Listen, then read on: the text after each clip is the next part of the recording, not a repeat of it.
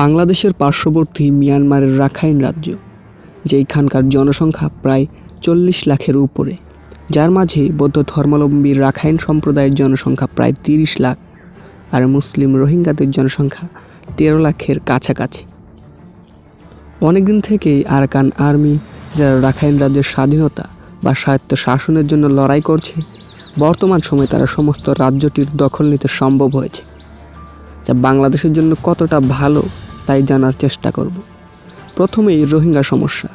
আগে থেকেই বাংলাদেশে প্রায় 11 লাখ রোহিঙ্গা শরণার্থী রয়েছে। এখন রাখাইন রাজ্যে যদি আরাকান আর্মির শাসন প্রতিষ্ঠিত হয়, তবে আরও রোহিঙ্গা শরণার্থী বাংলাদেশের অভ্যন্তরে প্রবেশ করতে পারে, আর পূর্বে থেকে আশ্রিত রোহিঙ্গাদের নিজ দেশে পাঠানোর প্রক্রিয়াটি বাধাগ্রস্ত হতে পারে।